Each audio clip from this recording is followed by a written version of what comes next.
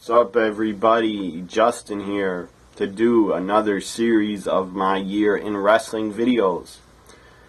Last video was 1999 part 2. This is the year in wrestling 1999 part 3. I'll be talking about the death of Owen Hart.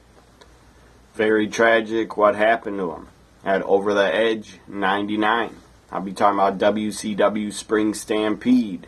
And I'll be talking about ECW Hardcore Heaven 99 and Great American Bash 99 and Slamboree 99.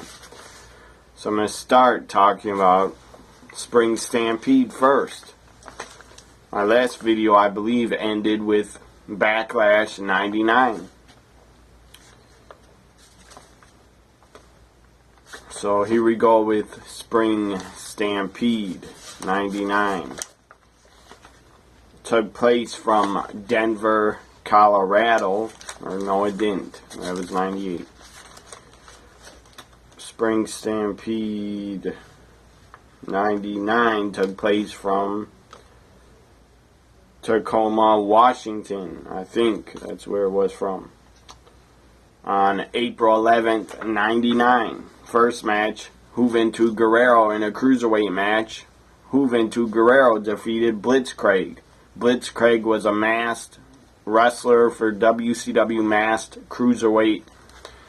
I don't know if he's a luchador or not. I don't know if he's from Mexico or not. But I enjoyed Blitzkrieg. I thought he was a great character and he was a great cruiserweight wrestler. But he didn't last very long in WCW. He was only around a couple months in 99. Anyways, Juventud defeats Blitzkrieg. Bam Bam Bigelow, basically in a hardcore match, defeated Hack. Again, Hack was the Sandman. Bam Bam defeats Hack.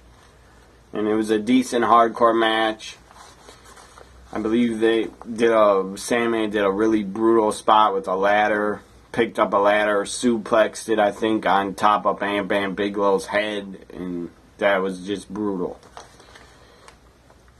Scotty Riggs defeated Mikey Whipwreck, and WCW, after Spring Stampede, basically stopped using Scotty Riggs. And again, Mikey Whipwreck signed to WCW and the Sandman. Both of them jobbed, I believe. I don't remember if Sandman lost it uncensored. Sandman won at uncensored. So then Spring Stampede jobs to Bam Bam Bigelow. And Mikey Whipwreck loses both of his pay-per-view matches. So he was basically a mid-carder and jobber in WCW. And that's why Mikey would get fed up, I'm sure, with WCW and the backstage crap, backstage politics bullshit. And Mikey would get out of his WCW contract, I believe, and he would return to ECW by, I'm going to say, right before November to Remember 99. Mikey Whipwreck returned on a ECW Hardcore TV to challenge Mike Awesome for the world title right before November to Remember 99. And then Mikey would be on the January 2000 ECW pay-per-view. So Mikey started in WCW in March. And then he was gone already by November. And he was back in ECW. Up next, Conan defeated Disco Inferno. Nobody cared. Cruiserweight champion Rey Mysterio defeated Billy Kidman. I'm sure it was a good match. Chris Benoit and Dean Malenko defeated the team of Perry, Saturn, and Raven. I'm sure that was also a pretty good tag match, because all four guys were great workers. Scott Steiner defeated Booker T in the finals of the U.S. title tournament. So Scott Steiner is the new U.S. champion. And it was obvious when Scott Steiner returned from injury. I believe he had a back injury in late 98 or in 98. He had a back injury. He went away to rehab it to come back, and he did come back. Well, when he came back, he had the big Papa Pump gimmick, and it was just a total ripoff of superstar Billy Graham, but who really cares? Anyways, when Scott Steiner returned in '99, it was obvious the guy was way bigger than he was before. When he was in the Steiner Brothers, he was way more bigger. He had way more muscles, and it was obvious he was on steroids.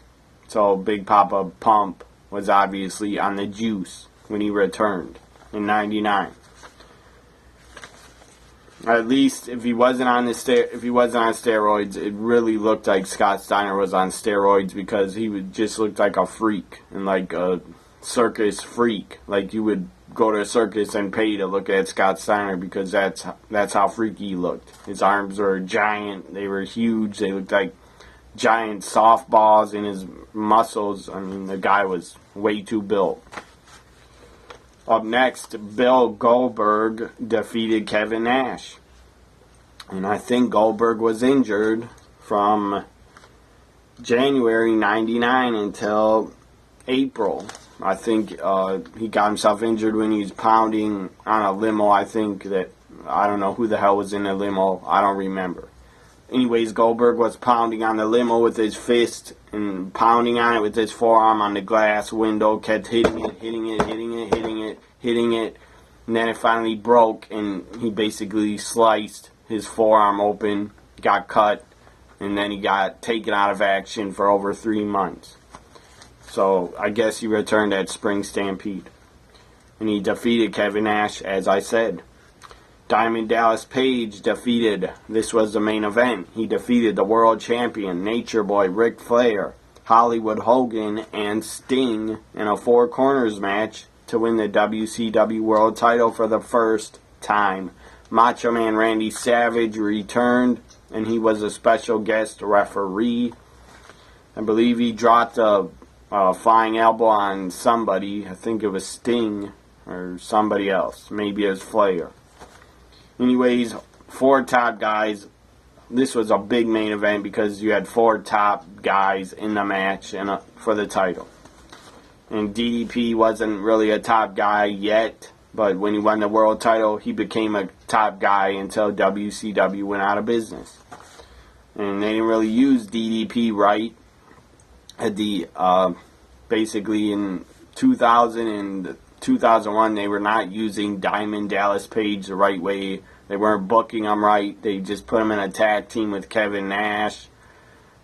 In the beginning of 2001, they put DDP in a tag team with Kevin Nash, called them the Insiders, because Scott Hall and Kevin Nash were called the Outsiders. So WCW thought, let's call them the Insiders. Stupid name for a tag team.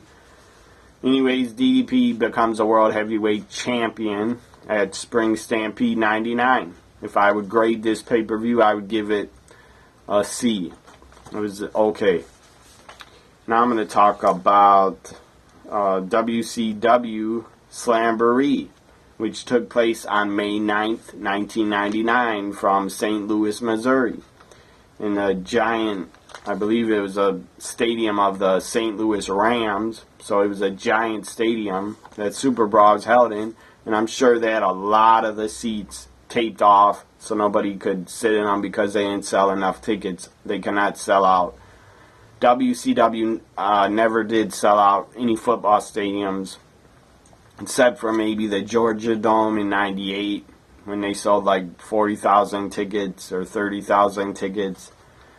But the St. Louis Rams Stadium, with all the seats on the floor and then all the seats in the higher seats farther back in the stadium, would have been probably 60,000 people in there if WCW could have sold it out. But you were not going to sell it out for Slamboree '99. Maybe for a Starrcade, if you would have had a mega match, like absolute, just a lot of great matches. If you would have booked on a Starrcade, maybe they could have sold out a football stadium. But I doubt it, because at the end of '99, WCW was pretty awful and nobody really cared about their product. I'm sure people still watched. I still watched, but I didn't order any of their pay-per-views, so I didn't really care about WCW at the end of '99.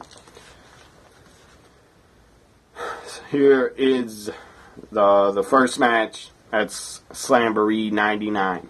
Gorgeous George, the manager in the group with Macho Man Randy Savage, they were called Team Madness. They had Medusa, Gorgeous George, and Mona. Mona was later on to be Molly Holly, and she would go to the WWF and become Molly Holly. Smart move by Molly Holly to leave WCW in 2000 and go to the WWF, because WCW was basically dying a slow, painful death. So Gorgeous George, she was a pretty hot chick, I thought. She had okay wrestling ability. She wasn't that god awful. Gorgeous George was actually probably better than Eva Marie is right now. If you watch Slamboree 99 on the network, you can judge for yourself. But I think Gorgeous George was actually better than Eva Marie is right now. Gorgeous George defeats the referee Charles Robinson. He was calling himself a little nature boy or something like that. I think he came out dressed like Ric Flair in a Ric Flair robe. He had Ric Flair wrestling tights, Ric Flair boots. He had a Ric Flair haircut. The guy looked like Ric Flair's younger brother or younger twin. I mean, it's pretty crazy, but Charles Robinson kind of does look like a younger version of Ric Flair. So Gorgeous George defeats him, and it was in a mixed match, intergender match. Conan then defeated Stevie Ray. I didn't care about that match. I'm sure it was boring. Bam Bam Bigelow defeated Brian Knobbs. I'm sure it was another hardcore match. Probably was for the WCW hardcore title, but I didn't care about it.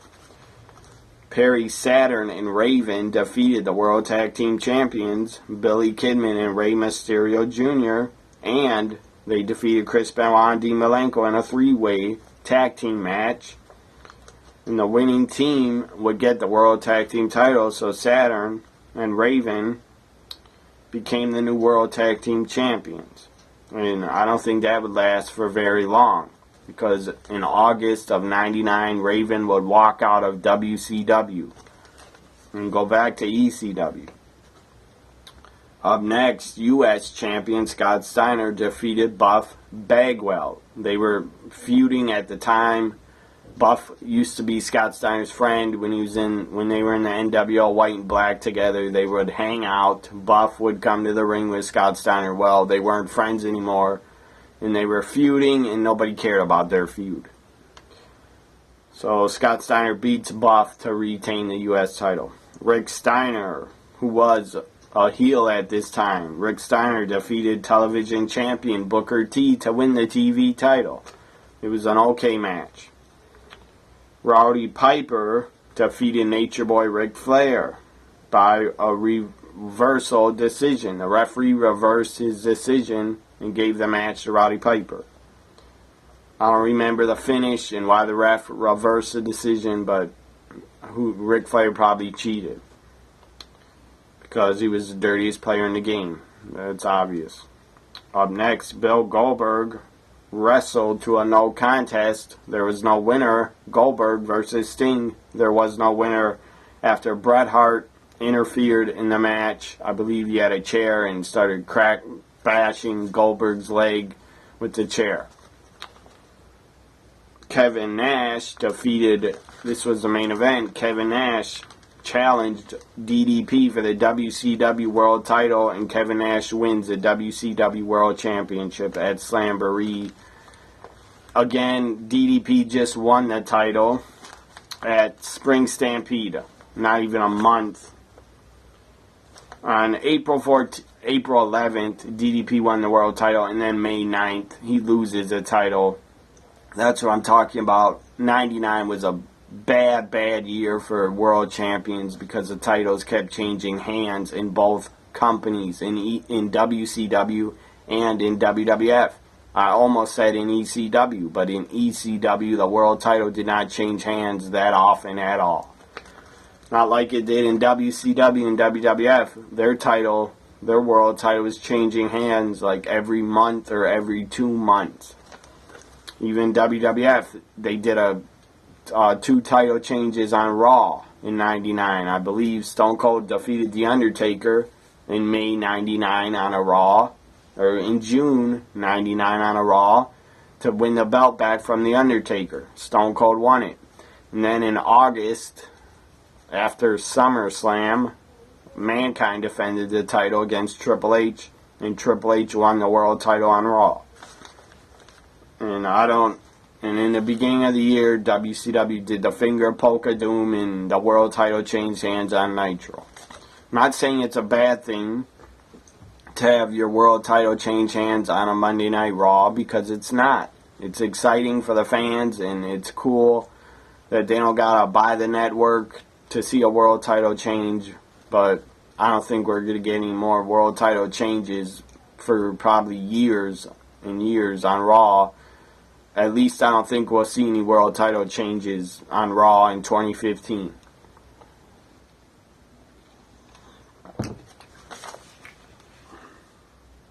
Up next. Kevin Nash defeated DDP to win the world title. If I rate a great Slamboree 99, I'd give it a C minus. Now I'm going to talk about ECW Hardcore Heaven 99. Pay-per-view took place on May 16th, 99 from Poughkeepsie, New York. It was a great crowd.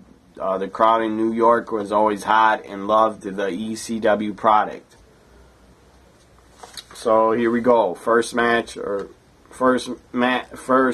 opening segment of the pay-per-view. Joey Styles was in the ring, did an in-ring interview with Chris Candido. Chris Candido wanted a world title shot against Taz. And Chris Candido came out to AC/DC Back in Black with Sonny, with Tammy Sitch, his girlfriend, longtime girlfriend, came in the ring and called out Taz and said he wants a world title match right now. Called out Taz. Taz comes out, destroys Chris Candido, and defeats him probably within 5 minutes. Chokes out Chris Candido, he taps out. And then after the match, the Dudleys run into the ring. Bubba Ray and Devon are behind Taz, waiting to give him the 3D. Taz turns around, gets hit with 3D, the Dudley Death Drop. And then I believe the Dudleys, after they hit 3D, they just leave the ring. And later on, the main event, the final match of Hardcore Heaven 99 was Bubba Ray Dudley getting a world title shot against Taz, because they hit 3D on Taz earlier. In the entire pay-per-view, Hardcore Heaven, if you ever watched it, the entire pay-per-view, the Dudleys are backstage raising hell and beating up basically the entire roster. They're beating up a lot of mid-card wrestlers, attacking them with chairs and just beating the hell out of them because they're getting paid off by Joel Gertner. I guess Joel Gertner, I don't know where the hell he got all that money, but he paid off the Dudleys. He paid him off to take out Boz Mahoney, and they 3D Boz Mahoney, and they beat up other people backstage. First match at Hardcore Heaven was, as I said, Taz defeated Chris Candido by submission. And then the tag team champions, the Dudley Boys, defeated Spike Dudley and Boz Mahoney. And they would go on to feud. Spike and Boz would go on to feud with the Dudleys for probably until the end of July in ECW over the tag team titles. And the tag titles would change hands a couple times between the two teams. Up next was Yoshihiro Tajiri defeating Little Guido. Pretty good match. Super Crazy then defeated Taka Michinoku. Another pretty good match. And I'm pretty sure Taka was still under contract at WWF. He was just, I guess, WWF allowed ECW to use Taka because he was on Hardcore Heaven. Lance Storm defeated Tommy Dreamer in a match that we saw trash cans used and ladders used. It was a pretty good match between Lance Storm and Tommy Dreamer. I believe Tommy Dreamer started suffering back issues in this match, and he had bulging discs in his back. This was his last pay-per-view that he actually wrestled on for a while. I think he would return to the ring in September '99 at Anarchy Rules to wrestle, but Tommy Dreamer is having a lot of back issues. I think probably from all the table spots, all the tables he went through, and all the tables he was chokeslammed through. The guy was chokeslammed off balconies in the ECW arena, so that didn't help. I'm sure that caused his back issues. Getting chokeslammed like 10, 15 feet, getting chokeslammed, throwing off balconies through 3 tables. That definitely, I'm sure, caused his back issues. And his style of just taking extreme punishment that he did in ECW, and the ECW style definitely injured Tommy Dreamer's back. I don't know how the guy still wrestles to this day. He still wrestles a little bit. I don't know how he can do it. And I'm sure his back still hurts him. Up next was Television Championship on the line. Rob Van Dam defending against Jerry Lynn again. Jerry Lynn gets a rematch and another TV title shot because at Living Dangerously he took Rob Van Dam to his limit. So RVD and Jerry Lynn put on a great match again for the TV title. The match of the pay-per-view. It definitely was a match of the pay-per-view. And RVD kicks during this match. He kicks Jerry Lynn in the head, and Jerry Lynn is straddled on the ropes. And then Jerry Lynn, his foot gets caught on the top rope, and he trips, and he falls really awkwardly to the floor. Well, when he fell to the floor, luckily there was ring mats on the floor. I believe ECW had to put ring mats down because the New York State Athletic Commission made them. So luckily Jerry Lynn, he lands on his head, on the side of his head. I'm sure he suffered a concussion. He lands on the side of his head, cracks his head against the ring mat, and he suffers a cracked skull. So the guy cracked and fractured his skull. That's fucking extreme right there. I'm surprised Jerry Lynn came back from that. He did come back, and he was wrestling at the next pay-per-view Heatwave. So Jerry Lynn, in this match, suffered a fractured skull. Up next, after RVD retained the TV title, and that match, I think, went about 29 minutes. It was awesome. It was great stuff from both those guys. They worked really well together. Up next, Sid defeated Just Incredible, and then he powerbombs Jason, and then Sabu, who was banned by Just Incredible because he got lawyers involved, and they got Sabu banned from wrestling in ECW, and banned in the United States. Was a storyline that Sabu was banned in the United States from wrestling. So Just Incredible gets Sabu banned. Sabu runs out anyway. Security tries to stop him. He attacks security. He runs out of the ring. Puts Sid on a table. He puts Sid through the table. Does Sabu, and then he goes to the outside. I believe he either put Jason, the sexiest man on earth, he either put Jason or Just Incredible on the table on the outside of the ring. And Sabu did his spot where he would jump onto the top rope and then dive to the outside and put his opponent through a table. Well, he did put either Jason or Just Incredible through the table on the outside of the ring. Crowd went crazy. They loved it. They started chanting ECW, ECW. And I cannot remember who he put through the table on the outside. It was either Jason or Just Incredible. I just don't remember. So up next, Sid defeated Just Incredible. It was by disqualification, not by pinfall or submission. Up next was the main event. ECW World Heavyweight Champion Taz, the Human Suplex Machine, defeated Bubba Ray Dudley in the main event. This match would become a brawl and a street fight. They would go into the crowd, and Taz got busted open, and he bled a lot. He got busted open really bad and bled a lot. Blood kept gushing out of his face, out of his head, out of his forehead, wherever he cut himself. And Taz had tape. He had his hands taped in white tape. He had marker on his tape, say FTW or stuff like that. Anyways, his white tape, he kept wiping the blood away with his white tape, and that really wasn't helping to stop the blood because his tape was just filled with red blood then. So Taz bled a lot in this main event.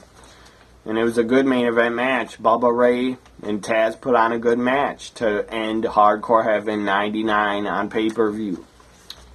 I enjoyed Hardcore Heaven. I thought Living Dangerously was a little bit better, the last pay-per-view, but I enjoyed Hardcore Heaven 99, so I'll give it a grade of a B. I'll say it was a B. I enjoyed it. Now I'm going to talk about WWF Over the Edge 99 and Owen Hart's death that happened at Over the Edge. Before Over the Edge, on May 16th, 99, WWF would hold a pay-per-view, the first pay-per-view in many years in the UK. It was called No Mercy, from Manchester, England. And the main event was Stone Cold Steve Austin defending the WWF Championship against The Undertaker and Triple H in a triple threat match. It was a decent pay-per-view, and it was a pretty good main event. Up next was Over the Edge, the pay-per-view from the United States. Happened on May 23rd, 99, from Kansas City, Missouri.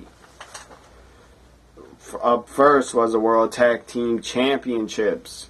Kane and X-Pac defeated D'Lo Brown and Mark Henry, so they kept the tag team titles.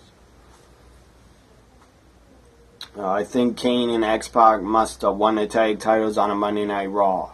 I'm pretty sure they did. Hardcore Champion Al Snow defeated Hardcore Holly. Up next, Val Venus and Nicole Bass defeated Jeff Jarrett and Deborah in a mixed tag match. Val Venus and Nicole Bass is a tag team that is frightening. And Nicole Bass was frightening. She scared the hell out of me. She was just frightening. She'd give anybody nightmares.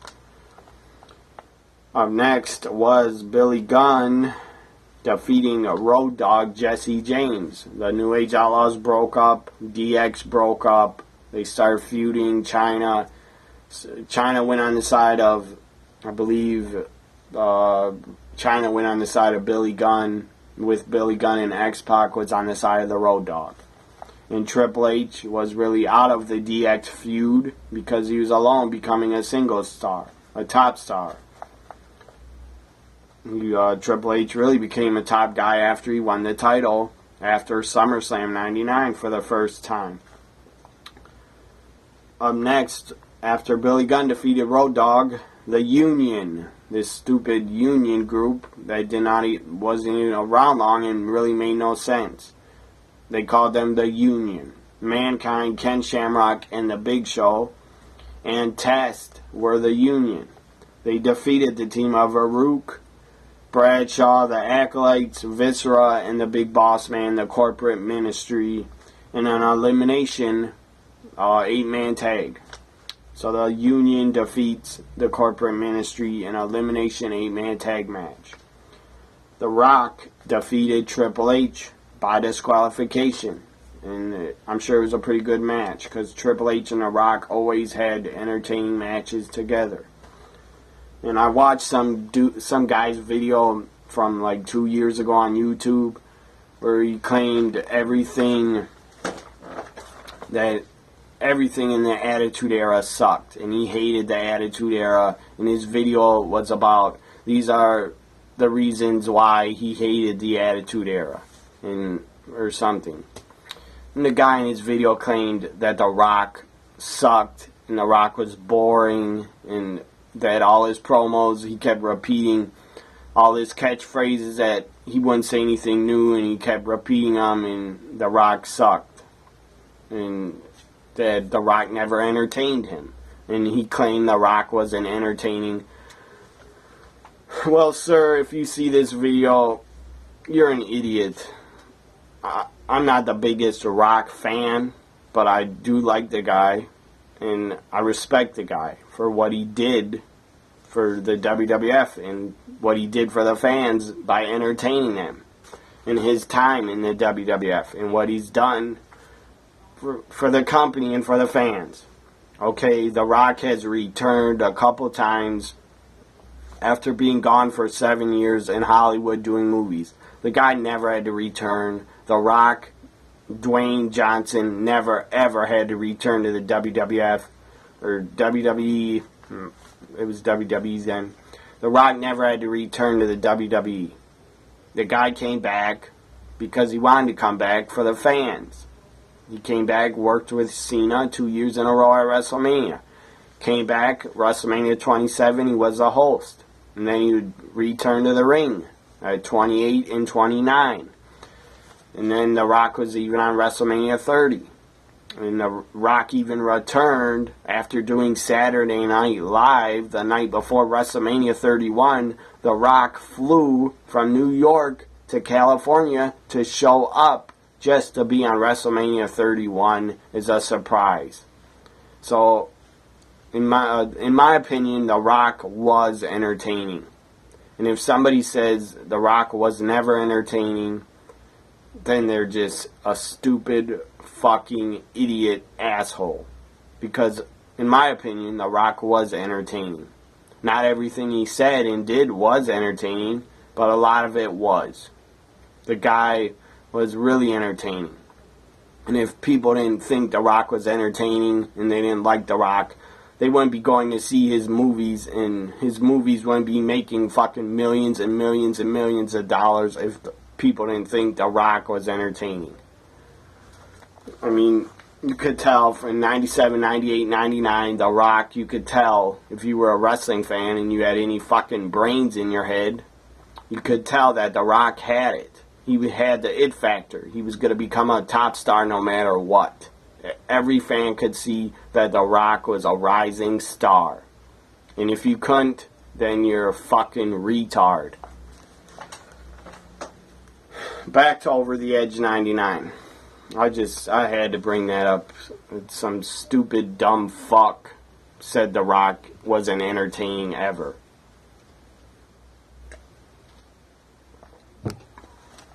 Maybe people watching this think my videos suck and I'm not entertaining. Well, I'm not an entertainer. I'm just a big wrestling fan. I'm not a freaking entertainer. I'm not claiming to be an entertainer, and I'm not. People enjoy my videos. I'm happy about that. And thank you for watching. If you have ever watched any of my videos, thank you all for watching out there. Back to Over the Edge. The Rock defeats Triple H by DQ, and they would work together a lot. At Fully Loaded 99, they'd have a strap match. Main event was The Undertaker defeating WWF World Champion Stone Cold Steve Austin for the title when Shane and Vince McMahon were the guest referees. So Undertaker becomes a new champion right after Stone Cold just won the title 2 months ago. So again, too many world title changes in WCW and WWF. In 99, way too many for my liking. So now I'm going to talk about the match that wasn't listed. I believe it was for the Intercontinental title. It's supposed to be the Godfather defending against Owen Hart, who was playing his Blue Blazer gimmick. He was dressed as a Blue Blazer again, and he would become the Blue Blazer again. Before Over the Edge 99, he was running out on Raw as a Blue Blazer, and he was cutting really entertaining promos. Was Owen Hart? He was cutting promos, basically making fun of Hulk Hogan and his old gimmick from the 80s, saying, "Kids, I'm your hero. Eat your," or I don't know if he said eat your vitamins, but he said drink your milk. So, in my opinion, that was a ripoff and trying to make fun of Hulk Hogan in WCW. Anyways, the Godfather, I don't know if Godfather came out and was waiting for Owen Hart in the ring or what, or if Owen Hart was supposed to come down from the rafters, from the ceiling of the arena, or the catwalk, wherever he was, wherever they were hooking him up with the harness, probably on the catwalk above the arena, close to the ceiling of the arena. So I think Owen Hart was supposed to make his entrance first before the Godfather. Anyways, that doesn't matter who made the entrance first. I'm just saying, I hope the Godfather didn't, because then he had to see Owen Hart die right in front of him and fall to his death. When it happened, I heard about it on a wrestling hotline, I believe. I would call this free wrestling hotline in '99, and they'd give the results of all the pay-per-views, because I didn't order Over the Edge '99. And I'm glad I didn't order it, because I would have freaking saw Owen Hart die live. They couldn't cut that out of they couldn't cut the Intercontinental title match out of the live pay-per-view. So I don't think the people on live pay-per-view saw Owen Hart fall, but I mean, they probably saw Jim Ross and Jerry Lawler at ringside in a panic. And the cameras kept going on the crowd and then back to JR and Jerry Lawler, because they didn't want to show Owen Hart laid on his back, basically dead.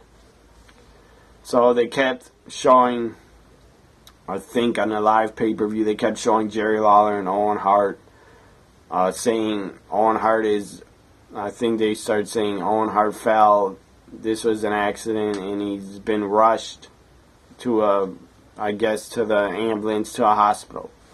And then a couple minutes later, Jerry Lawler and Jim Ross announced on the live pay-per-view, and they both look pretty shocked and upset, and I don't blame them. I would have been really upset too if I knew Owen Hart personally. And I never met the man. I did see him wrestle. I did see Owen Hart wrestle live, and he was damn entertaining. But I never met Owen Hart. I wish I would have, but I never got to. Anyways, I never met Owen Hart, but I was really sad and upset and shocked, and just what a awful tragedy that happened at Over the Edge. And I believe the Owen Hart DVD they're putting out soon, I believe it comes out in November or December of this year. I believe Owen Hart's widow, his wife, Martha Hart, she wanted nothing to do with the DVD project. She didn't want to be interviewed. And I can understand why she doesn't want to be interviewed by WWE, because I believe she hates WWE with a passion and never ever wants to get paid by them. And she doesn't, Owen Hart's widow doesn't even want WWE to put out this DVD of his career. Well, Owen Hart deserves a DVD, and Owen Hart definitely deserves to get put in the WWE Hall of Fame for what he did in his wrestling career. The guy was one of the best technical wrestlers around. He was a great high flyer. He was entertaining as hell. He was funny as hell on the mic and stuff that he would do. He was just a funny guy. He liked to pull a lot of backstage pranks.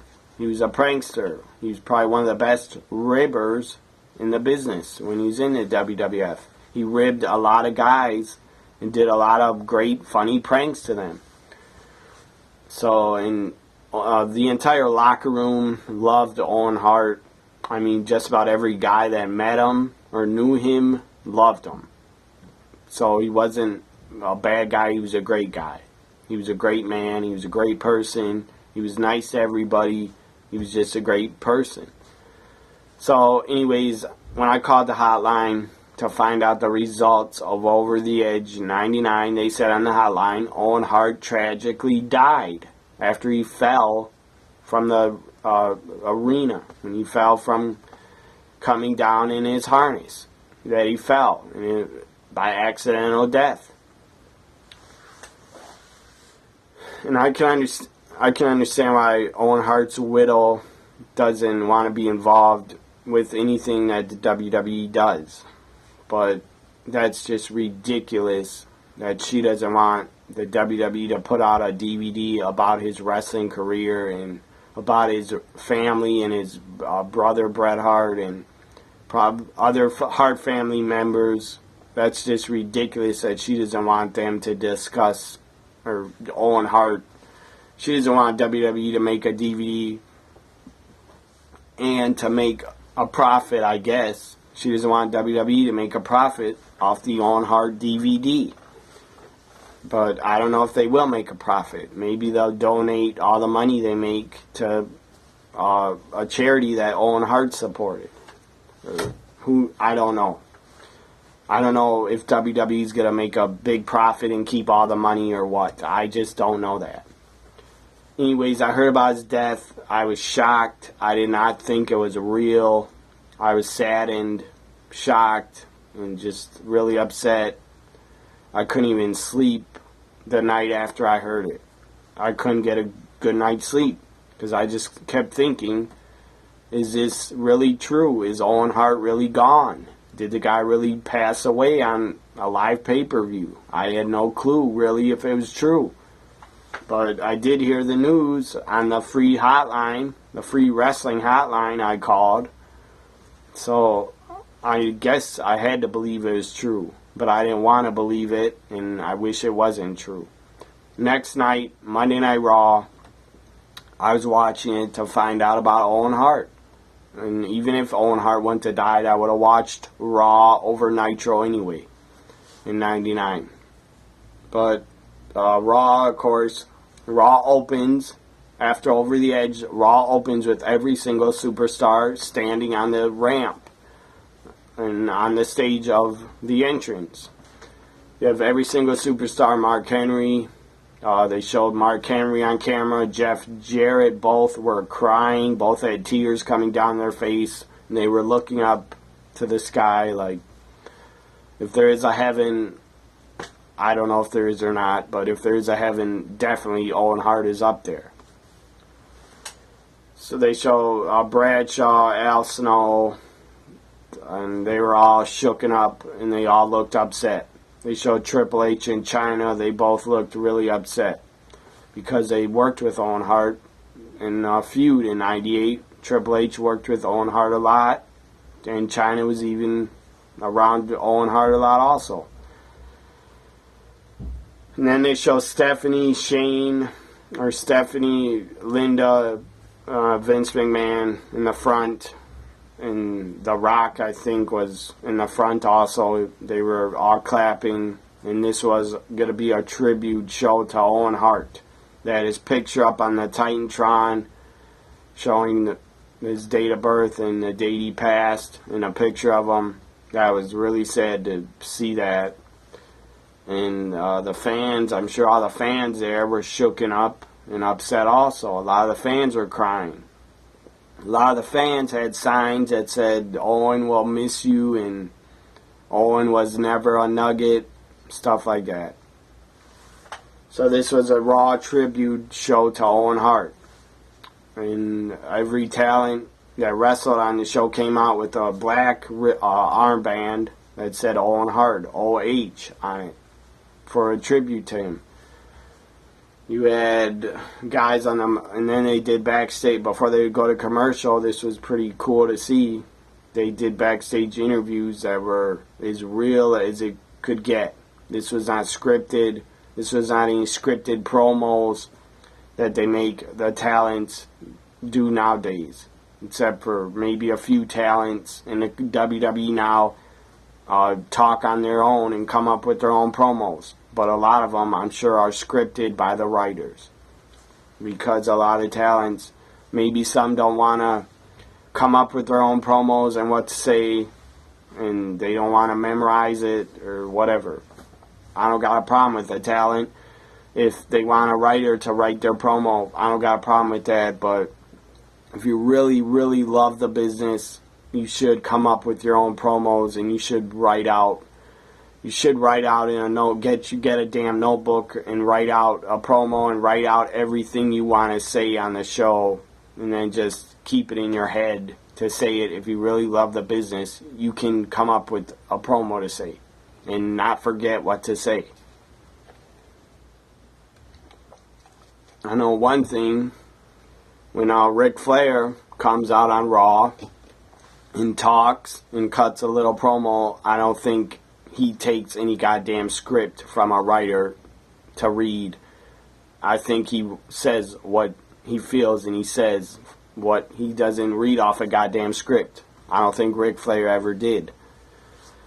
And another guy that I'm sure never did, because I don't think he ever would agree to, was Roddy Piper. When he would come out on Raw and do his Piper's Pit, I don't think he would ever take a script from a goddamn Hollywood writer and read off of it and basically read their words that they wrote for him.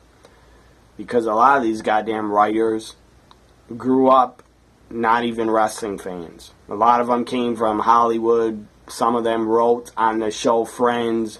Some of them wrote on Conan O'Brien, whatever. Some are comedy writers. I don't care if they're comedy writers. The writers shouldn't even be they shouldn't even have a fucking job if they're not big wrestling fans and they haven't followed the product for years and years. I don't think they should be fans. Or not fans. I don't think they should be hired as writers if they're not wrestling fans. And you had Hollywood actor Freddie Prinze Jr. actually worked as a backstage writer for, I don't know, maybe 2 years, maybe 3 years in the WWE. He doesn't work there anymore, but he did. And I believe he did grow up a wrestling fan, so I respect him for that. And Freddie Prinze Jr. did deserve a job as a writer if he was a wrestling fan growing up. So the Raw Tribute Show was great. The backstage interviews with the talent, that was as real as it got. It wasn't scripted. They were talking from their heart about Owen Hart, their friend, and what he meant to them. And they were bringing up funny stories about what Owen Hart did. We heard from Shane McMahon. He looked like he was emotional and really upset about the death of Owen. We heard from Mankind Mick Foley. He was emotional and upset about the death of Owen. And he told a funny story about his son just got his hair cut like Owen Hart. And he was telling Mick Foley, his father, he was telling Mick Foley, look, Dad, now I look like Owen Hart. So that was a nice story. You had Triple H in China, looked emotional. And they were saying how they'll miss Owen a lot. You heard from Bradshaw. Edge talked and thanked Owen Hart for helping him when he was new and a rookie in the WWF in '98. Who else talked? I can't remember who else, but I know Jeff Jarrett talked, and he was the most emotional. He cried really hard. I'm sure he let a lot of his pain out in that interview, because the guy just broke. Jeff Jarrett absolutely broke down. He broke down, and I don't blame him for breaking down. He lost one of his very, very good friends. They were tag team partners for a couple months. They were the tag team champions together. So Jeff Jarrett and Owen Hart and Deborah, I'm sure, were traveling together for a couple months, or maybe for years. I don't know how long Jeff Jarrett and Owen traveled together, but it could have been for years. So you could definitely tell that Jeff Jarrett was heartbroken because he lost a great friend in Owen Hart. In the wrestling world, at Over the Edge, when Owen Hart passed away, the wrestling world not only lost a great wrestler, not only lost a great entertainer, but the wrestling world definitely lost a great man in Owen Hart. And I still miss him to this day. And I think he'll always be missed and always be remembered by a lot of fans. And I really hope Owen Hart gets in the WWE Hall of Fame within 2 years, because he really deserves it. And Owen Hart, before he passed, if he wouldn't have passed, I think he would have won the WWF Championship, and maybe Owen Hart would have been a world champion because he was that good. He definitely deserved to be a world champion because he was damn good. He's a former King of the Ring winner, former Intercontinental Champion, former Tag Champion with Yokozuna, British Bulldog, Jeff Jarrett. He was one of the best of all time in the ring, and he was one of the best ribbers backstage. And he was a great, great family man, and I'm sure he was a great human being also. So rest in peace, Owen Hart. You are still missed to this day. I wish you were still alive, and I still miss you, Owen. You were one of the best, and you were never a nugget. Anyways, that was my thoughts on Owen Hart and his death. Now I'm going to talk about real fast WCW Great American Bash 99, which was not very good. After June 99, a lot of the WCW pay-per-views were crap and just bad. They had no direction. WCW, on their pay-per-views, they had no direction. They didn't look like they knew what the fuck and where the fuck they were going with storylines. They just threw shit together. It was stupid. Great American Bash took place June 13th, 99. Again, Hack, who was the Sandman. Hack defeats Brian Knobbs in a hardcore match. For some reason, Hack comes out with a blonde. Not a kind of attractive looking blonde, in my opinion. Her name was Chastity. She came from ECW. Anyways, I have no clue why WCW hired Chastity. I believe in this storyline before they hired her, Raven was doing these videos, I think, from his home or in Florida or something. And the Sandman was in them, and Chastity was also, I think, shown in one of the videos. And then they explained and they said Chastity, or whatever the hell her name was in WCW, I don't remember her name. I think they just called her Chastity. She was on Uncensored 99 before Great American Bash. Chastity was on Uncensored 99 helping Raven. So I guess they explained that Chastity was Raven's sister. Whatever. I think Chastity was hired in ECW because she was being a stripper or she was either a hooker or a stripper, and ECW found her and hired her, probably because the entire roster probably banged her, so they got her a job. And I don't know how Chastity got a job in WCW. Raven must have brought her in and got her hired, or the Sandman got her hired. I don't even know why WCW management or Eric Bischoff would listen to Sandman and Raven and hire a female talent, but somebody listened to them that was in power. Somebody listened and hired Chastity. Anyways, Hack with Chastity defeated Brian Knobbs, and Chastity didn't look that bad at Great American Bash. She looked pretty good.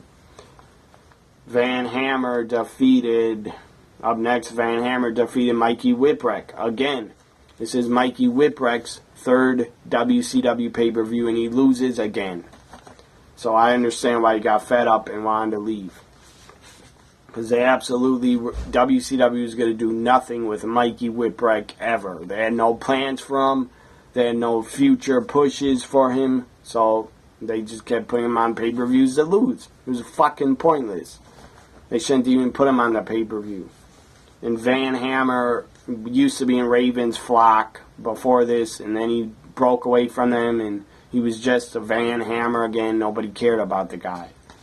He shouldn't have been on a pay-per-view either. Buff Bagwell then defeated Disco Inferno, a match nobody cared about. Rey Mysterio Jr. and Conan defeated Bobby Duncombe Jr. and Kurt Hennig.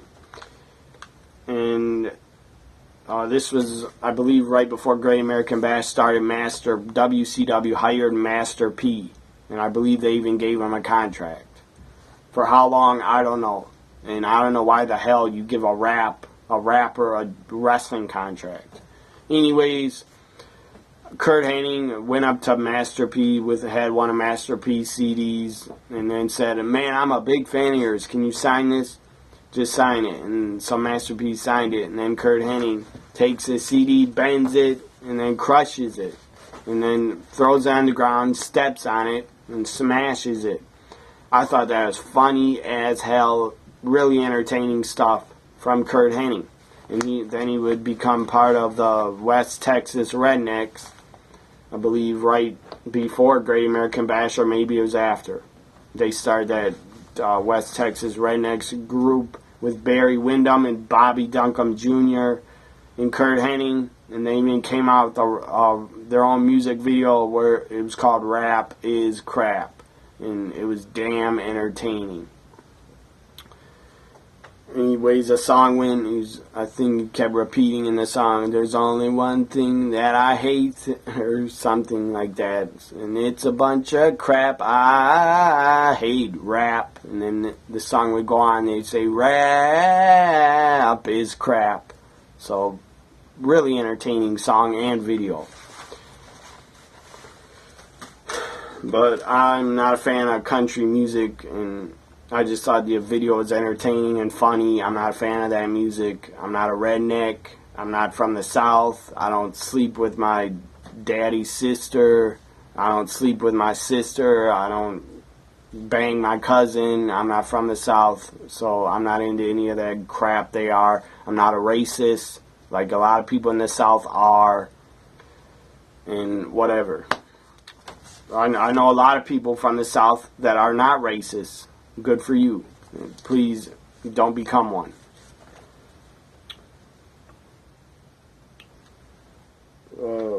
Somebody, I don't know, I think last year, a couple of years ago, somebody from the South, I think it was Tennessee or somewhere, built a goddamn statue of Barack Obama, our president.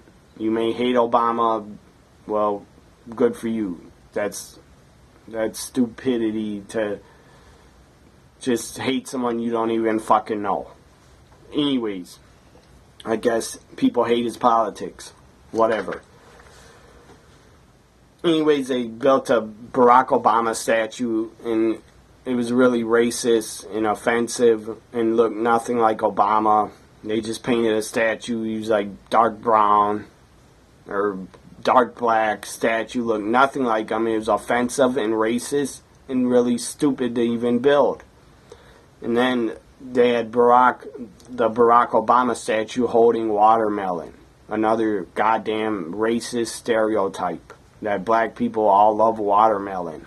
I love watermelon. And I'm white. Anyways, the guy that built the statue and set it up in front of his house, in the front of his fucking yard, to show off how racist he was, he claimed and he told the news it was a tribute to Barack Obama.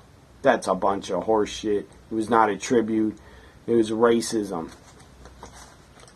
And those dumbasses that still try to celebrate the rebel flag, the Confederate flag, and claim it has nothing to do with racism, they're a bunch of idiots also. Oh, what the fuck? What was I talking about? Bash, Great American Bash. Back to it. Ernest Miller defeated Horace Hogan. Nobody cared. Ric Flair defeated Rowdy Piper by disqualification. This wasn't a long match, but I thought it was entertaining because Piper and Flair matches were always entertaining. In my opinion, they were. Television champion Rick Steiner defeated Sting in a no disqualification Falls Count Anywhere match. And after this, Sting, I'm sure this was pre-taped, and it wasn't live. And I'm sure these dogs were trained.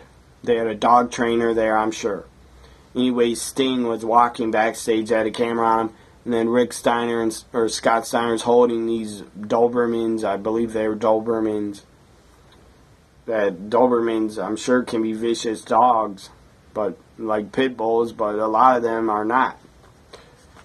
So Scott Steiner basically goes like this, tells the dogs to go get him, lets the dogs off their leash.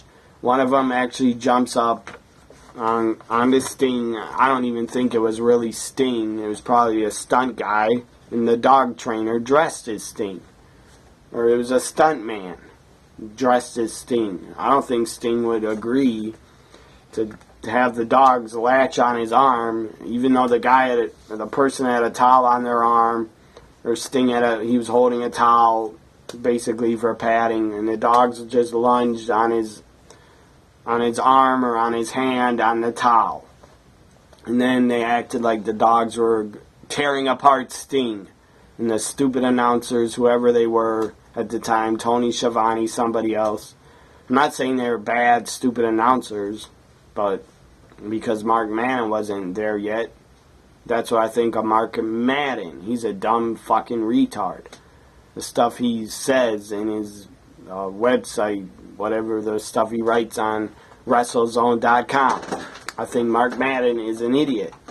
And the guy is jealous, and the guy hates basically everything WWE does and bashes it. He's probably jealous because fucking Mark Madden never got a job and never got hired by the WWE. So I believe he's jealous. He's a jealous fat fuck. Anyways, they had probably a stuntman dressed as Sting taking the dogs, attacking him, or maybe it was Sting, and I'm sure he didn't even get hurt. And then the camera, they say, get the camera off him. Those dogs are tearing apart Sting, and they're attacking Sting. That's how heinous, and crap like that on commentary. So they cut the cameras off of Sting getting attacked by the Dobermans. Obviously, he was not attacked and he was not torn apart because I think he's on the next goddamn pay-per-view. And he was probably on Nitro the next night. And he didn't have a scratch on him. He didn't have a mark on his arm. He wasn't cut from the dog bite. So it was pointless, absolutely pointless, to do a backstage segment where Sting was being attacked by dogs. That was absolutely pointless and stupid for WCW to do and put on.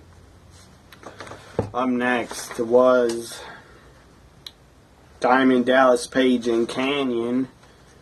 And they were in a team also, 3-man team with Bam Bam Bigelow. I think their name was Jersey something. I forget their team name. But DDP and Canyon, I thought, were a pretty damn good team. And they were entertaining.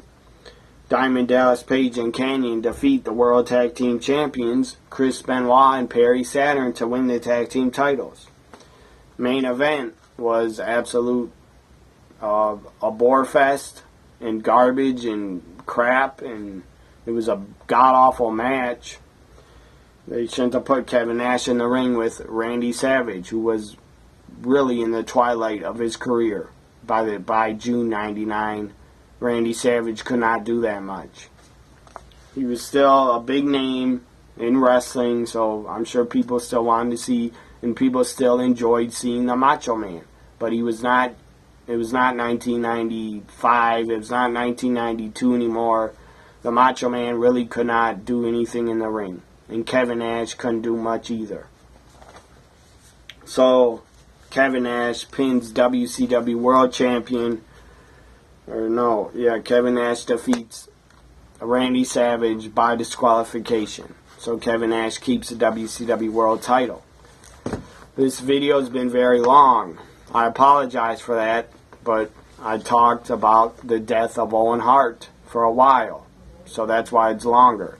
Anyways, I hope you enjoyed the Year in Wrestling 1999 Part 3 video.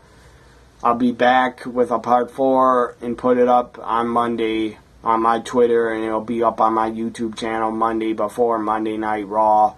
Have a good Sunday night, everybody. Signing off. Bye for now.